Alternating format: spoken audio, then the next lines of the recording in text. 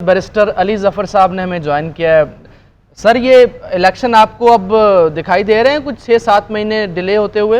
अली जफर साहब जी, मुझे तो शक शुरू से ही था कि इलेक्शन कमीशन ऑफ पाकिस्तान जो है वो कोई ना कोई बहाने से कोशिश करेगी कि इलेक्शंस जो हैं लेट हों, और यही मेरा ख्याल है जाने वाली हुकूमत का भी मौक़िफ़ था। लेकिन आइन में इसकी कोई गुंजाइश नहीं।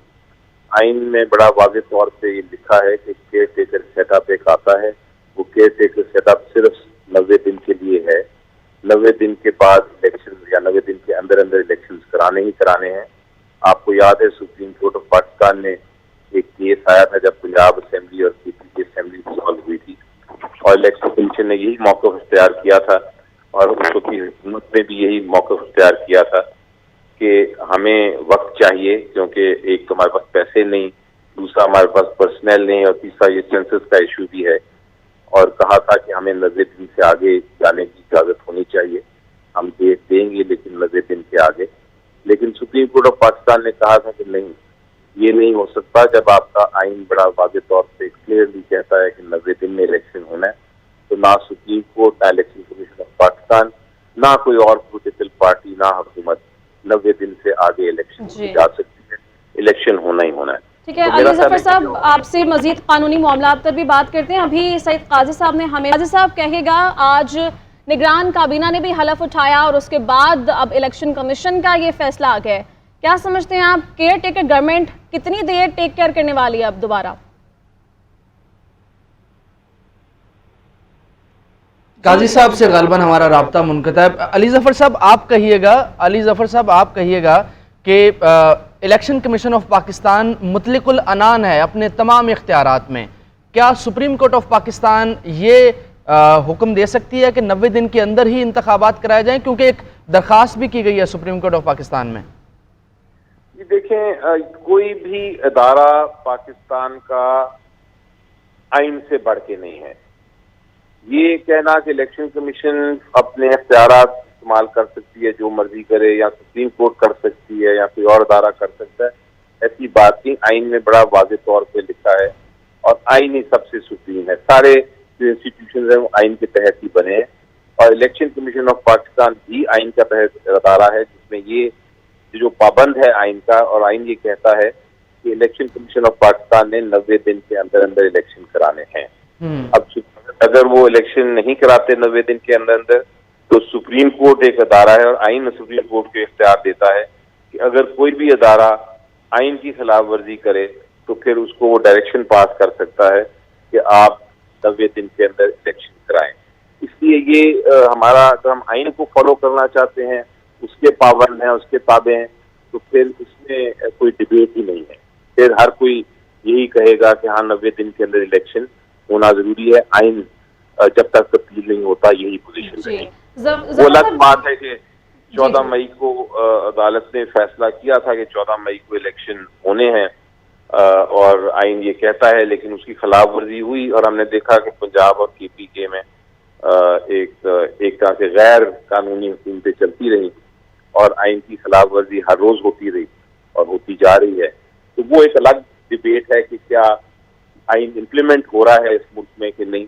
लेकिन अगर आप आइन का सवाल पूछ रही हैं तो बिल्कुल इसमें क्लैरिटी है मेरे दिमाग में, और मैंने कोई भी जूरिस्ट है ऐसा पाकिस्तान का, वो ये नहीं कहेगा कि ये ऑल्टरनेट है कि आप उसको 120 दिन कर दें अपनी मनमानी पे, अपनी मर्जी से। अली जफर साहब, आप भी यही फरमा रहे हैं कि आइन और कानून में इस चीज़ की गुंजाइश ही मौजूद नहीं है कि इस तरह का कोई भी फैसला लिया जा सके, और अभी अगर हम सूरत हाल का जायजा लें तो हम सख्त तरीन आइनी बहरान का शिकार हैं।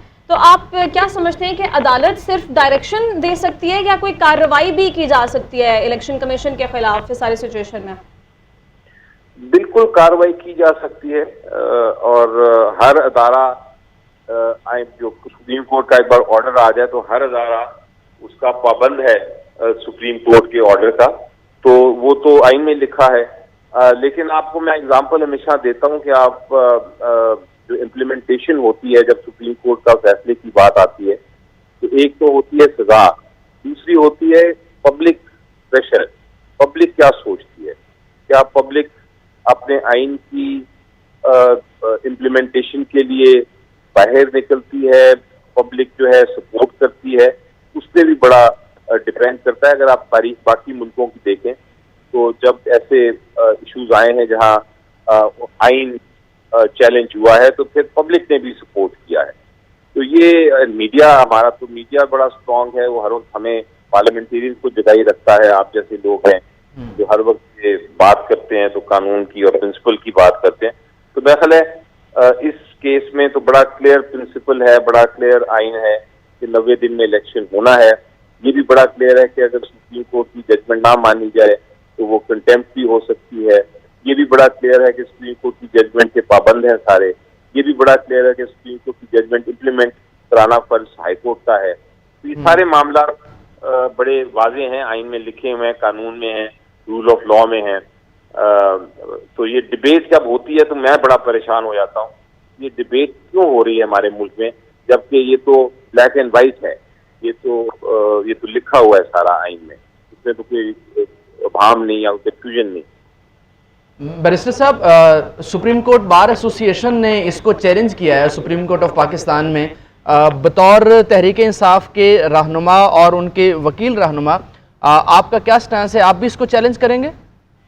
जी बिल्कुल, चैलेंज करने का फैसला हो गया है और ये चैलेंज किया जा रहा है, क्योंकि ये एक ऐसा इशू है जो कि पब्लिक इम्पोर्टेंस का इशू है और ये बुनियादी हकूक का इशू है। तो इसको डायरेक्टली सुप्रीम कोर्ट में चैलेंज करना जरूरी है। और ये बल्कि जिस आपने फरमाया, सुप्रीम कोर्ट बार एसोसिएशन ने कर भी दिया है कि मेरी कल ही प्रेसिडेंट जो सुप्रीम कोर्ट बार के उनकी एग्जीक्यूटिव कमेटी से मीटिंग हुई है इस सिलसिले में और उन्होंने बड़े भरपूर तरीके से इसको आगे लेके चलना है। मुझे तो उम्मीद है कि बाकी भी जो हमारी लाहौर बार है और लाहौर हाईकोर्ट बार और सिंध हाईकोर्ट बार, इन्होंने भी हमेशा इस केसों में हिस्सा डाला है, वो भी अपना हिस्सा डालेंगे। बैरिस्टर साहब, आज एक मुलाकात हुई है चीफ जस्टिस पाकिस्तान और चीफ इलेक्शन कमिश्नर साहब की, जिसमें DROs और ROs के हवाले से तबादला ख्याल किया गया, आइनी और कानूनी मुशगाफियों के हवाले से भी गुफ्तगू हुई।